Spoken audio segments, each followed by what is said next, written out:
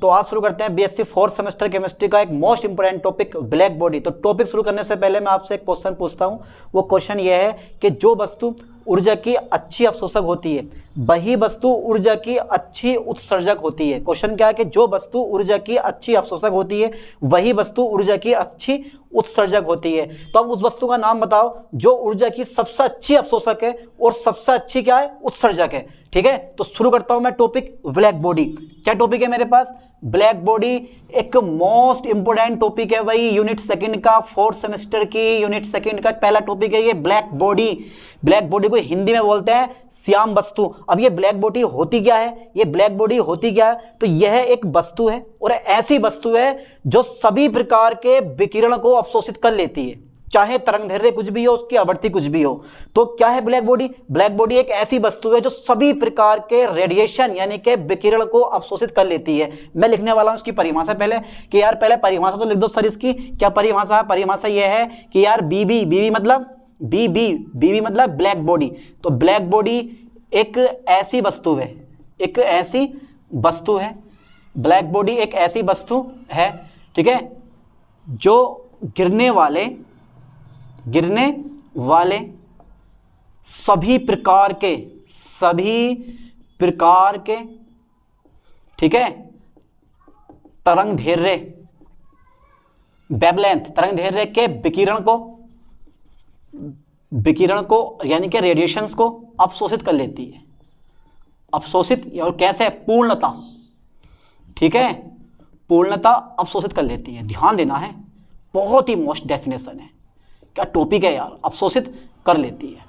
ठीक है, ये मेरा इसका एक पहली परिभाषा। तो ब्लैक बॉडी क्या है? एक ऐसी वस्तु है जो गिरने वाले सभी प्रकार के तरंगदैर्घ्य के विकिरण को अवशोषित कर लेती है, यानी कि पूर्णता अवशोषित कर लेती है। अब बात यह आती है, चलो साहब सभी प्रकार के विकिरण को इसने अवशोषित कर लिया, ठीक है, अब रेडिएशंस यानी कि विकिरण रंगीन हो या रंगहीन हो अपने अंदर से ये पार नहीं जाने देती है, सबका सब अवशोषित कर लेती है।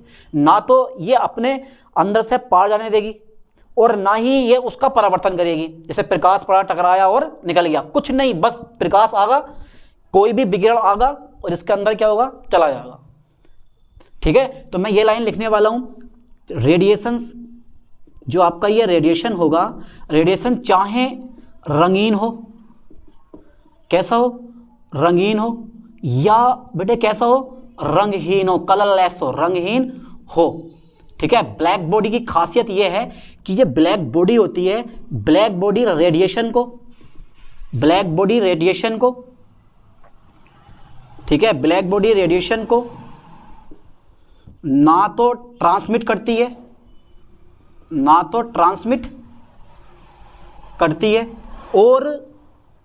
और ना ही परिवर्तित करती है, यानी कि परावर्तित करती है। सारे का सारा विकिरण अपने अंदर एब्जॉर्ब कर लेती है, खा लेती है। ठीक है, इसके बाद देखो, जिस कारण, अगर मैं लिखना चाहूं तो लिख सकते हो कि भाई जिस कारण ठीक है ये वस्तुएं ब्लैक दिखाई देती हैं, जिस कारण ये वस्तुएं कैसे दिखाई देती हैं, ब्लैक दिखाई देती हैं, ब्लैक दिखाई देती हैं। ठीक है, अच्छा ये बताओ, जब किसी वस्तु को आप हीट करते हो, गर्म करते हो, तो गर्म करने पे क्या होता है, एनर्जी बाहर निकलती है। वैसे ही ठीक अगर आप ब्लैक बॉडी को हीट करते हो या ब्लैक बॉडी से जो ऊर्जा बाहर होती है वो सबसे अधिक होती है, क्योंकि ब्लैक बॉडी हर एक प्रकार के रेडिएशन को अवशोषित कर लेती है। तो ऊर्जा भी क्या होती है, जो निकलेगी ऊर्जा इससे, वो सबसे अधिक होती है। तो ब्लैक बॉडी द्वारा उत्सर्जित ऊर्जा सबसे अधिक होती है। मैं लाइन लिखने वाला हूं, ठीक है, ब्लैक बॉडी द्वारा यानी कि श्याम वस्तु द्वारा, ब्लैक बॉडी द्वारा उत्सर्जित विकिरण की ऊर्जा ठीक है सबसे अधिक होती है। वाह क्या लाइन है, सबसे अधिक होती है। अब इसका निकनेम क्या है, इसको बोलते हैं हम, ठीक है, इसका निकनेम आता है कंप्लीट रेडिएटर। क्या बोलते हैं इसे कंप्लीट रेडिएटर भी कहते हैं, इसे कंप्लीट ठीक है रेडिएटर भी कहते हैं, इसे कंप्लीट रेडिएटर भी कहते हैं। कितना शानदार नाम है, कहते हैं कंप्लीट रेडिएटर भी कहते हैं। अच्छा ठीक है, एक चीज़ और है, अब जो ब्लैक बॉडी से रेडिएशन बाहर निकला है, तो उसको बोलते हो आप ब्लैक बॉडी रेडिएशन, ठीक है, यानी कि ब्लैक बॉडी द्वारा उत्सर्जित विकिरण को ब्लैक बॉडी रेडिएशन कहते हैं।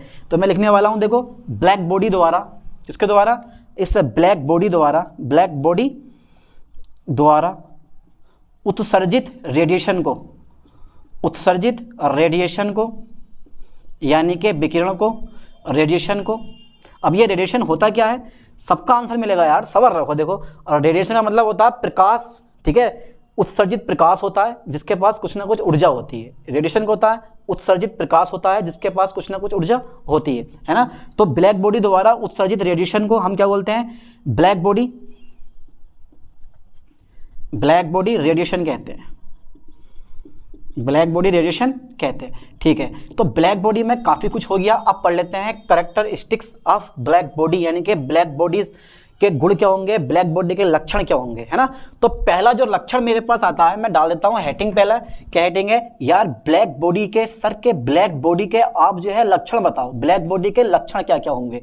तो ठीक है यार, चलो मैं बता रहा हूँ कि यार ब्लैक बॉडी के लक्षण क्या क्या होते हैं। तो पहला लक्षण जो इसका ये आता है, देखो लक्षण कैसे हैं, अच्छे हैं या बुरे हैं वो देख लेते हैं। वैसे अच्छे हैं, अगर आपको याद हो गए तो, याद ना हुए तो फिर बुरे हैं, है ना। तो वैसे तो ब्लैक बॉडी के लक्षण देखो क्या होता है, सबसे पहला पॉइंट ये होता है कि ब्लैक बॉडी एक निश्चित तापमान पर, ब्लैक बॉडी से एक निश्चित तापमान पर, कहने का मतलब ये है कि मैंने ये ब्लैक बॉडी बनाई और इस ब्लैक बॉडी से जितने भी ये विकिरण बाहर निकलेंगे, ब्लैक बॉडी से जितने भी विकिरण बाहर निकलेंगे, ठीक है, सबकी एनर्जी अलग अलग होती है। सबकी एनर्जी कैसी होती है, अलग अलग होती है, पर टेम्परेचर कैसा है, बिल्कुल निश्चित। टेम्परेचर कैसा है, निश्चित। तापमान अगर निश्चित है तो निश्चित तापमान पर जितने भी विकिरण बाहर निकल रहे हैं सबकी एनर्जी कैसी है, डिफरेंट है, ठीक है। सबकी एनर्जी कैसी है, बिल्कुल डिफरेंट है। पहला पॉइंट में लिखने वाला हूं ये वाला कि भाई ब्लैक बॉडी द्वारा, ठीक है, ब्लैक बॉडी द्वारा निश्चित तापमान पर, एक निश्चित तापमान पर, ध्यान देना है, एक निश्चित तापमान पर या एक निश्चित टेम्परेचर पर, तापमान पर, ठीक है, उत्सर्जित विकिरण या विकिरणों की, ठीक है, जो एनर्जी होती है, ऊर्जा होती है, वो कैसी होती है बेटे, एक समान नहीं होती है, एक समान नहीं होती है। ध्यान देना पूरा, एक समान नहीं होती है,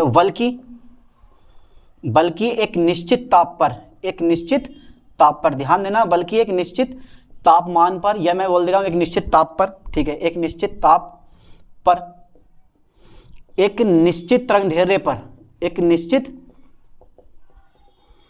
तरंगदैर्घ्य पर उत्सर्जित ऊर्जा का मान अधिकतम होता है। का मान कैसा होता है, अधिकतम होता है। यह पहला लक्षण होता है इसका, ठीक है। ये ब्लैक बॉडी का क्या फर्स्ट कैरेक्टरिस्टिक्स है। ध्यान देना कि भैया एक निश्चित तापमान पर जितने भी विकिरण बाहर निकलेंगे सबकी एनर्जी क्या होती है, अलग अलग होती है, किसी की भी एनर्जी सेम नहीं होती है। अब भैया एक निश्चित ताप पर, एक निश्चित तरंगदैर्घ्य पर जो ऊर्जा बाहर निकलेगी, जो विकिरण बाहर निकलेगा, उसकी ऊर्जा कैसी होती है, अधिकतम होती है, चाहे वो ये हो या कोई सा भी हो सकता है रेडिएशन हमारा इसमें, है ना। अब इसको मैं कर देता हूँ इरेज और बनाता हूँ आपको मैं एक ग्राफ। ये ग्राफ आपको बनाना पड़ेगा, एक मोस्ट, ठीक है, ग्राफ है ये। इस ग्राफ से हम काफ़ी कुछ समझेंगे। ये है वेवलेंथ, क्या मेरे पास ये है मेरे पास वेवलेंथ एंगस्ट्रॉम में, ठीक है। और ये मेरे पास आता है यार डेंसिटी, ये आता है मेरे पास एनर्जी डेंसिटी, ठीक है। ये आती है मेरे पास एनर्जी डेंसिटी, ये बढ़ेगी ऊपर को, यानी कि टेम्परेचर मान लो इस चीज़ को। तो अब देखो क्या होता है कि ये जो मैं ग्राफ बना रहा हूँ, ये जो शिखर बनाओगे ना आप, शिखर, ये थोड़ा सा आपको इस साइड में झुकते हुए बनाना है, इस टाइप से। ये जो शिखर है वो आपको कुछ झुकते हुए बनाना है, इस टाइप से इधर को झुकता हुआ बनाना है, यानी कि भिन्न भिन्न तापमान पर भिन्न भिन्न स्पेक्ट्रम प्राप्त होते हैं। भिन्न भिन्न तापमान पर ये जो मैंने स्पेक्ट्रम बनाया है, यानी कि जो मैंने कर्व बनाया है, ये बनाया 6000 केल्विन ताप पर। तो एक लाइन में लिखने वाला हूँ सेकंड नंबर इसका कि यार भिन्न भिन्न तापमान पर, कौन से तापमान पर, भिन्न भिन्न तापमान पर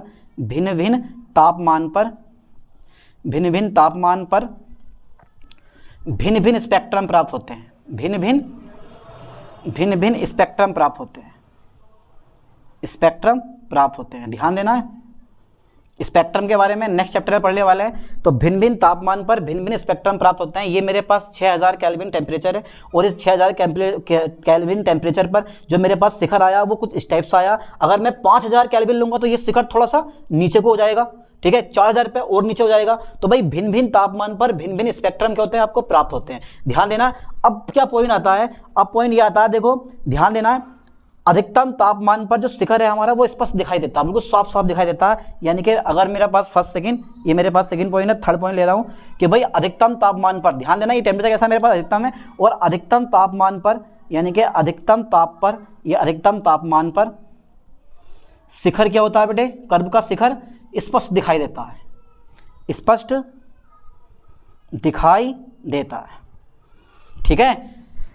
अधिकतम तापमान पर शिखर क्या होता है, स्पष्ट दिखाई देता है। 3 पॉइंट हो गए, अधिकतम तापमान पर शिखर स्पष्ट दिखाई देता है। अब मैं क्या करने वाला हूं, अब मैं एक जो मेरे पास 4th पॉइंट आगा वो ये आगा, अगर मैं टेम्परेचर बढ़ाऊंगा, अगर मैं टेम्परेचर बढ़ाऊंगा तो जो ये कर्व आप देख रहे हो ना, ये कर्व जो है वो कम तरंग दैर्ध्य की ओर ट्रांसफर हो जाएगा। ध्यान देना, ये कर्व जो है वो कम तरंग दैर्ध्य की ओर ट्रांसफर हो जाएगा। मैंने यूं ही नहीं बनाया ये कर्व इस साइड में झुकता हुआ, अगर मैं चाहता तो इस साइड में झुकता हुआ बना देता, लेकिन नहीं बनाया। क्यों नहीं बनाया, क्योंकि जितना तुम टेम्परेचर बढ़ाओगे ये कर्व क्या होगा, कम तरंग दैर्ध्य की ओर जाएगा, क्योंकि तरंग दैर्ध्य जो होता है वो इस पॉइंट से इधर को धीरे धीरे लगातार बढ़ता जा रहा है। तो कर्व मैंने थोड़ा सा कम तरंग दैर्ध्य वाले एरिया में झुकाया है टेम्परेचर बढ़ाने पर। ये 4th नंबर में लिखवाने वाला हूं, ये उतार लिया आपने, ठीक है। मैं इसको कर देता हूं इरेज।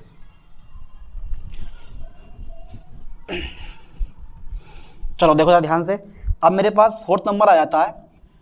4th नंबर बड़ा स्पेशल है, 4th नंबर बड़ा स्पेशल है। क्या है 4th नंबर, कि तापमान बढ़ाने पर, यानी कि बेटे टेम्परेचर बढ़ाने पर, तापमान इंक्रीज करने पर, तापमान बढ़ाने पर जो कर्व होता है, यानी कि कर्व का शिखर है, जो शिखर है वो शिखर कम तरंग दैर्ध्य वाले, कम तरंग दैर्ध्य वाले क्षेत्र में ट्रांसफर हो जाता है, ट्रांसफर होने लगता है, स्थानांतरित होने लगता है, होने लगता है, ठीक है। ध्यान देना, तापमान बढ़ाने पर जो शिखर होता है वो कम तरंग दैर्ध्य वाले क्षेत्र में ट्रांसफर होने लगता है, स्थानांतरित होने लगता है।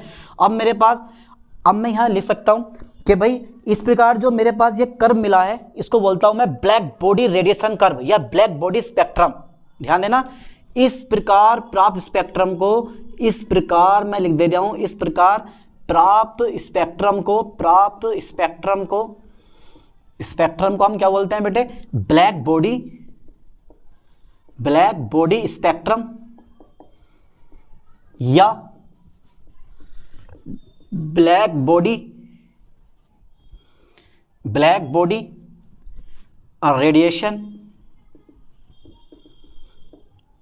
कर्व्स कहते हैं, कर्व्स कहते हैं। और यहां भी आपको इस ब्लैक बॉडी स्पेक्ट्रम के बीच में ब्लैक बॉडी रेडिएशन लगा देना, रेडिएशन, ठीक है, ब्लैक बॉडी रेडिएशन स्पेक्ट्रम। पूरा क्या है ये, ब्लैक बॉडी रेडिएशन स्पेक्ट्रम या ब्लैक बॉडी रेडिएशन कर्व कहते हैं। इस प्रकार प्राप्त स्पेक्ट्रम को ब्लैक बॉडी रेडिएशन स्पेक्ट्रम या फिर ब्लैक बॉडी रेडिएशन कर्व कहते हैं। तो ब्लैक बॉडी देखो कितना इजी टॉपिक है, पर जब मैंने क्वेश्चन पूछा उसका आंसर आपको जरूर देना कमेंट में, ठीक है।